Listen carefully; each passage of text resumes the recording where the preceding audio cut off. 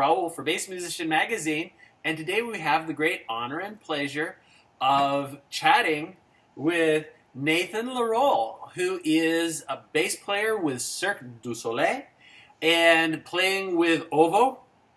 That's correct. Nate is coming to us after they've been bouncing around Central America most recently. I guess kind of springboarding off of hurricane-ridden Florida, and then passing through some of my old stomping grounds in Puerto Rico, Dominican Republic, and now he's back in the States.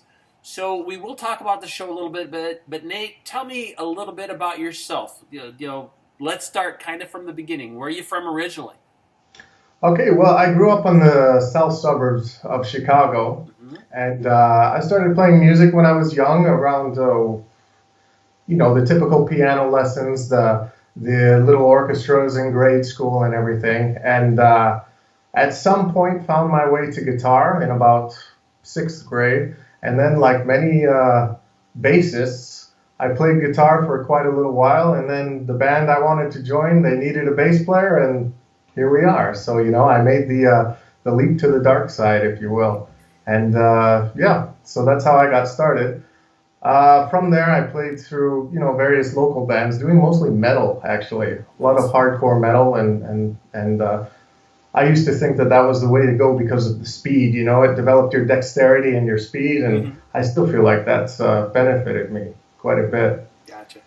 And, from there I went, like I said, I was playing in various local bands, and then I ended up auditioning for a scholarship at the Chicago the Chicago College of Performing Arts at Roosevelt University. And I went there starting to study jazz. That was what I thought. Basically, you have two options in that scenario, right? You have classical and jazz. And so I thought, okay, well, which one am I going to pick? What am I going to go for? I didn't have as much experience on upright bass, so I just decided, okay, you can still get away with electric bass and jazz, so I'll do that. And lo and behold, I had to get an upright bass anyways. And from that point, I actually started gravitating towards playing with the bow. And I kind of, according to some people, had a bit of natural ability for it. And I ended up graduating with my degree in orchestral studies. Nice. And so as I had a background on electric bass, I focused pretty intensely on upright bass. And after I got my degree, I moved to Czech Republic in Eastern Europe, and I studied classical literature at the HAMU Conservatory in Prague, and with a teacher named Jiří Hudec, who's a great, fantastic soloist. He's an amazing player. And from there, I finished in Prague. I moved back home, and I was freelancing and kind of I was playing with some jobbing bands and focusing on my classical literature and solo literature, and I was kind of gearing up wasn't really sure what to do. And I was studying my excerpts for orchestra, and I was jobbing, and I was, trying to maintain my jazz standards as best I could, without showing up to a gig and looking in the real book and everything. I didn't want to be one of those guys. So I was kind of bopping around, these different musical worlds. And it ended up that I sent a resume to Cirque. I think that's how it went. I just went online, and they said, please submit your resume and your videos. And at the time, this was 2008, I think, or maybe the end of 2007, I'm not sure. And, I didn't even have a computer at that point, let alone, the video equipment that we have nowadays. It's so easy. You just take your iPhone and you can make a video. But back then it was like, I have to buy a camera. I have to buy editing software. What am I going to do?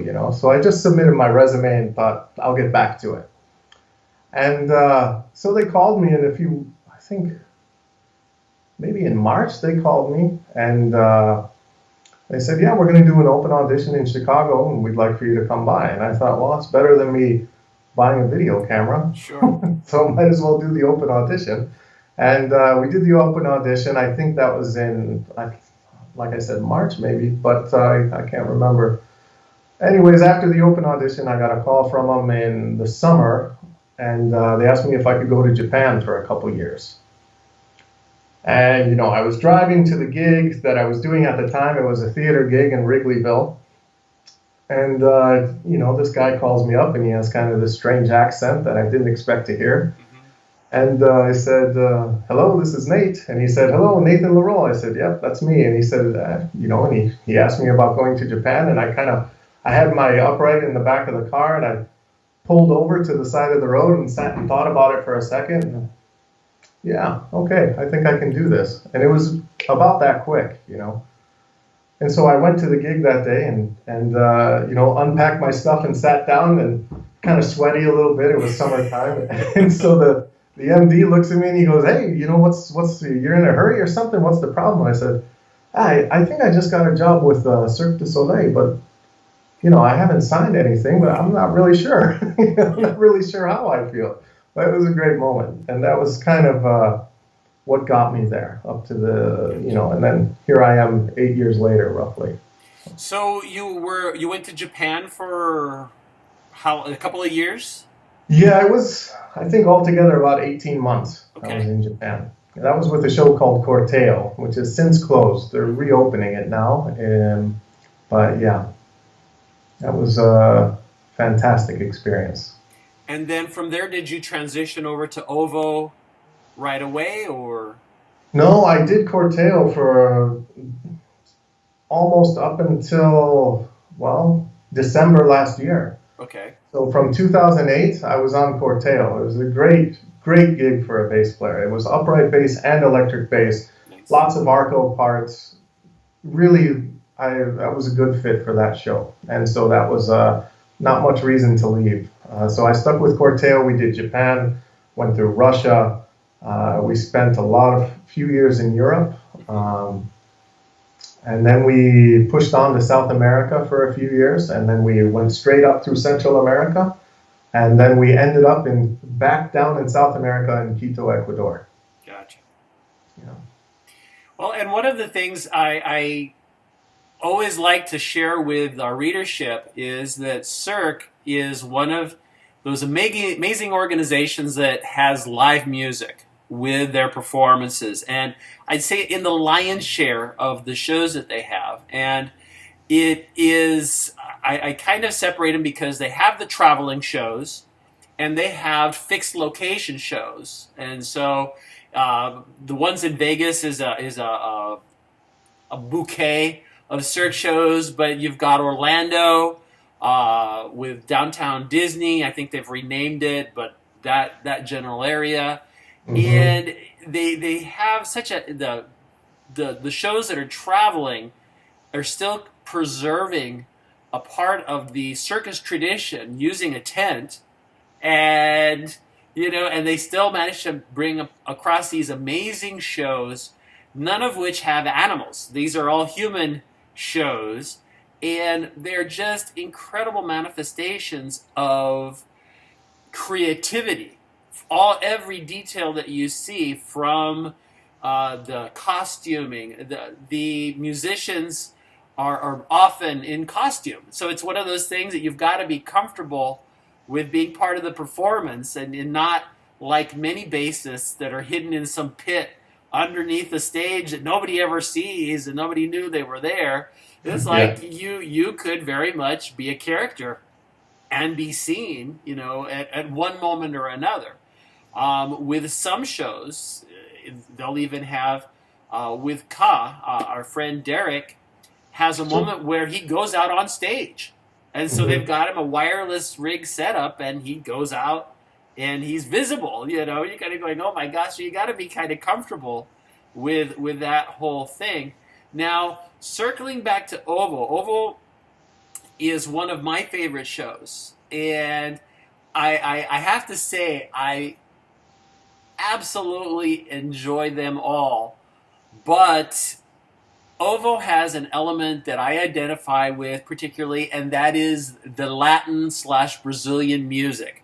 Oh, for sure. Yeah. And with a lot of the Cirque shows, they have a very ethereal, new agey, kind of wispy, fairy. They have their own language. So for the longest time I would sit in the audience going, I can't place what language this is. And it was because it's made up. But with Ovo, I'm hearing Portuguese and the rhythms and the tempos. And I think, especially for a bassist, being able to capture the synchronization and the elements that go along with Brazilian music and the chord changes. I mean, they just always blow me away. I'm just kind of going, wow, this is so cool. So, needless to say, it has a theme based with Ovo being an egg. Yeah. And it's got for those of you that are phobic of insects, if you don't like bugs, don't go. Yeah, this isn't the show for you. Because there's all these bugs, and it's extraordinarily entertaining, extraordinarily creative. But again, the music is so upbeat, and it's got the elements of bass. Do you play both upright and electric? Yeah, actually, on this show, originally this show was written with cello and electric bass in mind. Gotcha. But with my background with, the upright bass and having studied a bit of the solo literature that comes along with upright bass, I was able to pull off the cello part. I'd like to say as best I can, I'll say that. So I pulled off the cello part, and we're playing kind of a unique bass in the show. It's a teardrop-shaped bass that's kind of smaller. It's the same scale as an upright bass, but it just has a smaller body, and it's kind of great for pit work, actually. But it's made by a Brazilian guy, and I'm going back and forth between electric bass and this little kind of baixo gota is what it's called. In Portuguese, that's teardrop bass. Nice. So kind of interesting instrument that basically is, in all forms, a normal double bass, except for this kind of strange smaller body that allows me to sit in a normal chair and not hit the scroll on the top of the pit to cause any damage. So now, is this the same bass that they broke the scroll off of in the Dominican Republic? You saw that. I did. It is, and it was heartbreaking. It had this beautiful scroll on it. It's kind of like Dr. Seuss looking curly Q scroll. Yeah. And apparently the roads from the port in the Dominican Republic over the mountains to Santo Domingo were just a little too rough for the road case. And it smashed back and forth a few times and smashed the scroll off there, sadly. So still playable. We'll get it fixed. Yeah, I hear you. There's been so many mishaps with instruments. Some of my own. We did a thing on our Facebook wall with a broken bass and asking people to talk, and people just poured out. You're like, I set it down. I wasn't paying attention. Car ran over it, or oh, man. I have film. Whenever I get on a plane, I'm always looking at the conveyor belt. Yeah. I've got my iPhone ready, right? To videotape it going into the plane. Like, okay, it's still in one piece. Yeah. So if it comes off the other end in more than one piece, then okay, I've got proof right here. There you go. It's constant paranoia. Had you seen the United Breaks Guitars saga? I did. Yeah. I did. That was fantastic. Same thing. It's and with a bass the size of the teardrop one. Mm-hmm. It's definitely not something that you can take with you, as carry on because it's too big. No. So possible. It's a problem that we as bassists we face, and there's fortunately, especially as for someone who's touring, just to see the what the luthiers are doing nowadays with the removable necks and the imagination that they're using to make this. To not let this instrument kind of go under as far as an instrument that is capable of touring. It's great. There's a lot of guys doing great stuff, and hopefully they keep those imaginations going. Maybe one day we'll be able to put it in a carry-on case. Who knows? There you go. Well, I did a review on a travel bass recently, okay, and it will go in the carry-on because it folds into the size of a backpack. What they did, part of the change is there's no wood. It's all carbon fiber. Oh my goodness. And okay. the neck detaches from the body, and you don't even take off the strings. And so you've got it, you keep it strung. They made the special backpack so nothing rubs against the surfaces, and you can reassemble it relatively quickly, and you've got a fairly full size. I want to say it's probably more like a 3/4 size electric bass, but it's a step in the direction. We have one of our writers and great friends, Igor Saavedra, has been kind of pioneering. He plays 8-string, and his 8-string, the wings come off of it, and the headstock comes off of it. So essentially, it's a headless bass, but the headstock is more for decoration. And this thing kind of folds up into a travel bag that is about the size of a skateboard. And so it goes very readily on planes, very nicely, without a problem. And this was built by Spanish luthier Oscar Prat. They came up with some very clever moves for it, but the upright is still a traveling challenge. If you're going to go there, it's an issue. The upright for amplification and for traveling, it's a beast. It's its own thing. And I've probably contributed financially to every single step of these luthiers, coming up with this new process of making the bass more travelable. And there's been a lot of guys who've done a great job. Steve Azzola back in the day was doing a lot of great stuff, beautiful instruments.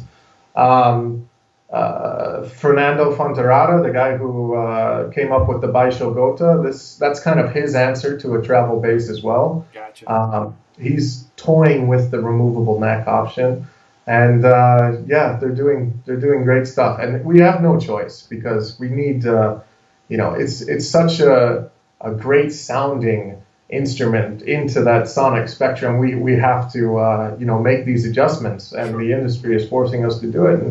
But like I said, these luthiers are more creative every day. They're doing great stuff. Absolutely. I'm anxious to go ahead and spend money on the next concoction. Well, that's where the gear acquisition syndrome kicks in, and you kind of go, oh, what's next? I need this. But it is something that we've been celebrating this whole last year. We dedicated it to luthiers, and it's been the year of the luthier. And it's been a real eye-opener because we've had input from luthiers worldwide about their building, including a Brazilian who I always am just blown away with what he does because he still is working entirely by hand. And so he is chiseling out the groove for the truss rod in his necks with like a 1/4-inch hammer and chisel. And where, you've got your U.S. luthiers, or, computer router generated, this. And just strip it down and let it. Yeah, and this guy's tap, tap, tap, tap, tap, tap, and again, tap, tap, tap, just working his way to make a groove in this neck. And you're going to think, this is so crazy. But we'll exit from instruments and go back to the music. Tell me a little bit. I know that what I've perceived, especially with the scores for the Cirque shows, is that there's some flexibility that allows the musician to make it their own to an extent. So you've mentioned with the cello, adapting the cello part and kind of being involved in that creative process. Yeah. Were you familiar with Brazilian music before you started this? Well, yeah, on the show that I was doing before OVO, we had actually been in Brazil for 14 months. Okay. And my wife is Brazilian. Okay. My son, therefore, is half Brazilian. Mm-hmm. And we were in Brazil for quite a bit of time, and it was a really amazing opportunity. I had no idea that there were so many different styles of music in Brazil. Where I grew up and, studying a little bit of jazz in college, you think Brazil, samba, bossa nova. Yeah.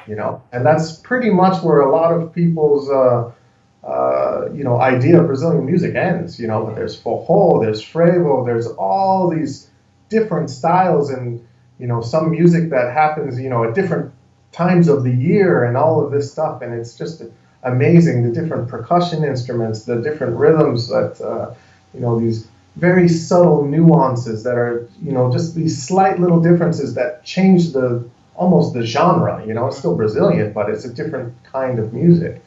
And yeah, it was incredible. So I was familiar a bit.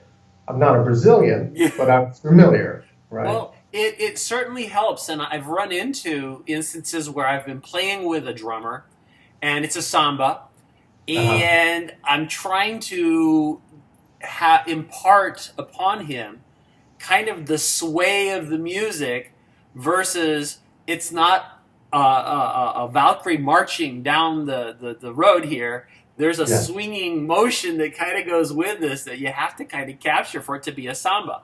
yeah, And it's kind of some of those visualizations that I think a lot of American musicians may have more difficulty with if they're not exposed to it previously. And not to mention, forró is a totally, when you start bringing in the accordion and elements of northern Brazil, that you wouldn't recognize it as such. no, not at all. The first time I heard it, oh, okay, this is Brazilian music still.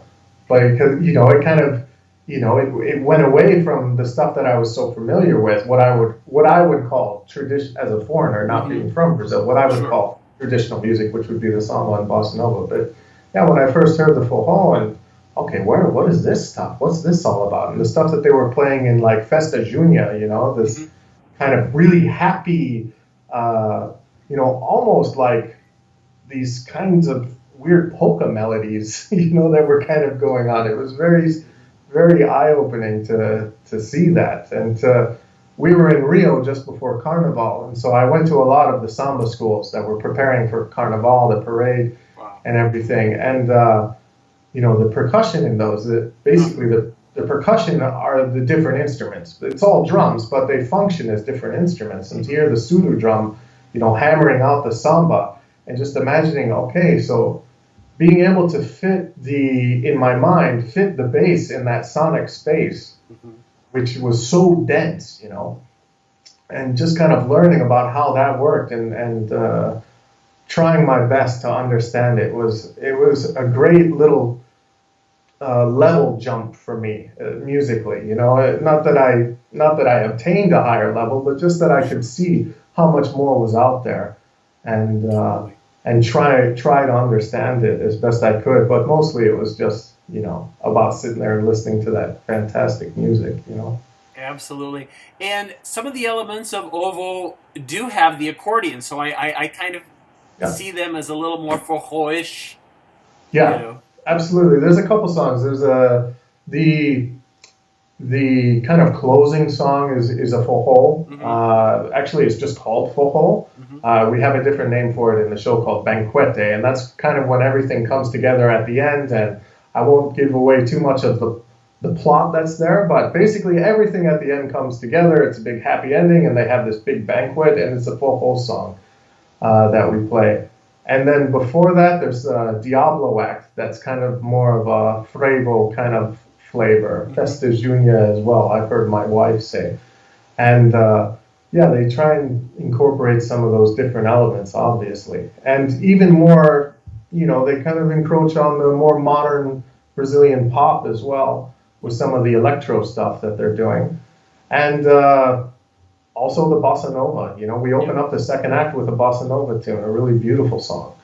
And yeah, so it really goes through the gamut of, well, the best that it can do in 90 minutes, right? It goes Sure. through the gamut of all those different styles, and it's a really nice show to play on bass wise. It's Oh, great, doubling back and forth, and you know, being able to discuss these different forms of music with the drummer and the percussionist, and the drummer's from Sao Paulo, the percussionist is from Salvador in Bahia. mm-hmm. So, I mean, this is, Yeah. as someone who's not from there, this is a wealth of knowledge that you can tap into, and just a fantastic learning process. As with a lot of Cirque shows, it's the same thing. Absolutely. Well, and the intrinsic tie-in that we bassists have with drummers. When you have drummers that have that kind of built in, you go, okay, I'm totally getting it. Interestingly enough, my aunt did her doctoral thesis in Brazil. And she learned a dialect of one of the tribes in the Amazon. And Oh, she well, would come visit us, and I was in Boulder, Colorado at the time, and she would bring Brazilian records. And for those of you that don't remember what records are, they're those round things with a hole in the middle you play. yeah, you throw Yeah, throw them like a yeah. frisbee kind of a thing. And Play and favorites. and so here I am. I'm like 4 years old, and I'm hearing the sambas and the things. And as I've gone through life, I'd kind of stayed in touch. And so the evolution of music in Brazil, ranging from some of the more classic things that you would expect, the sambas, even the forró, being exposed to that, I'm going, wow, I never knew. But also they're very avant-garde with embracing a lot of modern things. And so we've had CDs sent to us from Brazil where it's metal and they sing in English because Yeah. it's the language of hard rock metal driving kind of stuff, you know. And I'm kind of going, but this band is Brazilian, and I'm like, but all this is English. I'm recognizing it, you know. And Yeah. so they're very absorbent when it comes to musical influences, and they've preserved a whole lot of their own, but there is this ongoing growth and evolution. And I think one that always jumps to mind is Tom Zé, who has done so many kind of quirky little things that were stepping out of what I was used to hearing. I'm going, wow, this guy Brazilian? I'm like, oh, he is, but this is Wow. so weird. But anyway, back to I obviously as I mentioned, Brazilian music, Latin music is a passion of mine, so it's very easy for me to get off track. Now that you're back in the States, what's the future? What do you got coming up? With Ovo, we are going to start in the next, after this next week, we start, I guess, December 14th in Erie, Pennsylvania. And then we shoot up to Quebec for a little bit. We do Quebec City, Montreal, and then we go into, I want to say, I have to have my tour planner. I don't have it in front of me, but I think Ontario. Then we come back through, we go to Grand Rapids, Michigan. We go to Detroit after that, shoot down to Kansas City. And then I believe we're off to Sioux Falls after that. And then we start touching in a bit of the western side of the U.S. All that stuff, of course, it's available on the Cirque du Soleil website. I wish I could pinpoint all the dates for you, but yeah. So we're going to be in the U.S. until, I believe, until September of 2017. Nice. After that, it looks like we're off to Europe, which Ovo hasn't been to Europe yet. They just toured the U.S. under Big Top, and then they went to Japan. Mm-hmm. Now we're in Arena, which is a different format than the Big Top shows. We just stay in, like I said, we stay in a city per week. So it's rock and roll. It's a fast-moving tour. Gotcha. You do your 2 shows on Sunday. You pack your gear up in the road case as quick as you can. You hop on the bus, and you're gone, man. It's a different experience than Big Top. I got you. And one of the great things about Cirque, and again, I think the schedules, even though certainly when you're traveling it's demanding, but you do have, one of the very desirable things is time for yourself as well. Are you working on any of your own projects? Are you writing or... I was doing that for a little bit. Right now, I'm really diving into the software that we're using at Cirque. I'm the backup band leader on this show. Okay. So once a week, I kind of take over the reins there, and I call the show through a microphone to the other musicians, basically saying when we change the sections. So depending on what's happening to the acts, we line it up as best we can, and it's kind of like live film scoring. And so right now I'm kind of diving into the editing and getting into all that. So as far as my personal playing, I've kind of set that to the side for, the next couple of months. Sure. It's one thing I've always been lacking in a little bit is the technological advancements that have been going on with music and software and everything. I've always been kind of a plug in and play kind of a guy. Yeah. And especially with so much focus on the upright and classical music, it's acoustic, there isn't much going on as far as the other stuff goes, as far as electronics and all that. So that's what I've been focusing on lately. Gotcha. We do have a bit of time to ourselves, but 7, 8 shows a week. It gets Yeah, it can be exhaustive. Well, and for those that aren't aware, with some of this software, because reality happens. If a musician is like ill on a day, as we've all heard, the show must go on. of So course. this Pardon. software can compensate for the absence of somebody in the ensemble, and again things go on. And so it's been very impressive, kind of the combination. And again, it is no substitute for the live band, but it can get you through, a bout of dysentery on the road, or Oh yeah. Yeah. It's we've had. I think I played. Man, I didn't miss a show until my son was born. Wow. So, it was a long time before we had this kind of software available to us. And of course, everybody, you go through your adjustment period, and you're worried about whether or not it's a threat to the live performance and everything. Sure. And the software does a great job. Of course, like everything, it's limited. Mm-hmm. And the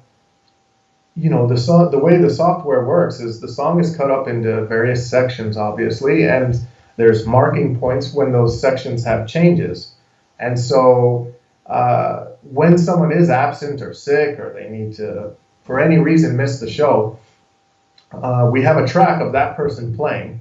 So it's actually them playing, recorded and mixed into the software that we're using. It goes out goes out to the PA down the same line and everything, and we just try our best to line it up. It's not the same, but it's flexible enough to where we can pull it off. And hopefully the audience doesn't know any better, and hopefully the show goes smooth enough to where it's not evident, Gotcha. that we're using that.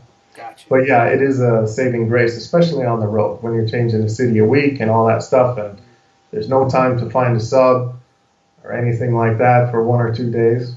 But that being said, with the limitations of it, when somebody needs to go out for a little while longer, they always, they're good about bringing somebody in just to take that relief off, because it is live performance. Yes. It's people doing amazing things live with the musical accompaniment, and we have to be able to maintain a level to get people to continue buying tickets. Sure. Well, and one of the things we've seen with the Vegas players is that on occasion they'll cover for each other. So you have already a Cirque collection. Now, yeah, there's a little network going on, right? It would just have to coincide perhaps on a day that their own show is dark and they can fill in. But when you've got, I forget, I think 6 or 7 shows that are Cirque shows in Vegas, you've got some flexibility there that any given day you may be able to find somebody that can help you out. Yeah. So I'll ask you, because this is also going. I think that being a bassist with Cirque is probably one of the best gigs a musician could ask for, and I've never run into one that wasn't just happy as all get out doing what they're doing. For somebody that wants to do something like this, what advice? It sounds like definitely you have to have a really solid foundation if you wanted to do something like this, because it's intricate music. It is complex and unique, and I'm sure after you've played it so many times, it probably is just second nature. But to be able to get it, you've got to have, like you had, some really good formal preparation. I'm sure your reading has got to be down, spot on. But what advice would you give to somebody who was thinking, "Gee, I really wish I could do that"? Actually, I get obviously, us bassists, especially, we have our community, which is very cool. And I think from what I see, it's a very open community, and I like to keep it that way. And so when people do ask me that, I always tell them, obviously there's your training. You need to have that down. You need to have your theory down. You need to be able to improvise, because a lot of times you are called upon to improvise. But as far as getting into making yourself attractive to being hired, the best thing to do is to be as original as you can be, and try and I'm sure there's a lot of people who can shred Jaco lines all day, and that's impressive and it's fantastic, and you can take those licks and apply them to all kinds of different things, but if you can somehow find a way to put your own voice out there and give them something to latch onto that's uniquely you, then I think that's the best way to kind of make yourself known to the casting department. Aside from, again, the training and that, then make videos. It sounds like whenever people ask me, what did you do? How did you do it? I said, yeah, to get Ovo, I had to audition again. So after Corteo, that's it. They called me up. Hey, do you want to submit some more videos for Ovo? I said, yeah, make your videos and send them in. Send your resume in and do as much as you can. Stay active. Find a voice and try not to just simply do what other bass players have been doing, although extremely valid and fantastic. Mm-hmm. Try and find your own way. Great. Well, on that note, Nate, we appreciate you taking time. I know you've been on the move so much, and you're probably just having a brief breather where you are right now back in Chicago. So really appreciate, we've been, as we were talking before we started recording, we've been talking about chatting for about a year and a half now. So, I mean, I know, man. I'm so glad we finally got to do this. Totally. It's taken time for the planets to align in a fashion that we could do this. But again, thank you so much for taking time and sharing your journey with us. People, I don't care. I certainly encourage you to see Ovo. If you see, you'll go to their website, see Cirque. But if you have not seen a Cirque show, see a Cirque show. And what will happen to you is what's probably happened to me is you'll become an addict and you're going to want to see them all, And so anytime you see either the tent going up in town or, you start seeing the emails on Ticketmaster that they're coming through, or if you're going to Orlando or Vegas, see a Cirque show. It's again, you will not be disappointed. The level of creativity is mind-boggling. The music has been excellent every time I've been, and they're all different. So if you've gone to one, you can't go, oh, I saw one of those. I know what those are like. No, this isn't P.T. Barnum. These are totally different creatures. And nothing against traditional circus music, but these are just extraordinary experiences that are inspiring and enriching. And if nothing else, when you leave a Cirque show, you may want to go to the gym because you're going to see what great shape some people are in and what they can do. And you're kind of going, damn, I need to go work out or something because this is a disgrace. I can't do anything close to this. So sometimes it's not fun showing up on after a premiere party or something the next day, and you're looking around at those acrobats stretching out like, oh my gosh, I've got to change something. Totally. So again, I can't say it enough. Cirque du Soliel is at the pinnacle, I think, of the entertainment value for musicians and the general public. And if you've got little ones, they'll enjoy it to bits. And so, I mean, it's a very healthy entertainment kind of thing. As long as you don't take them to Zumanity, that's got a whole other theme. But the lion's share of the Cirque shows are just, some of the best entertainment there is. So, again, Nate, thank you so much for your time. You've seen this interview here on Bass Musician Magazine. Thank you very much, guys. Enjoy. Thanks. Cheers.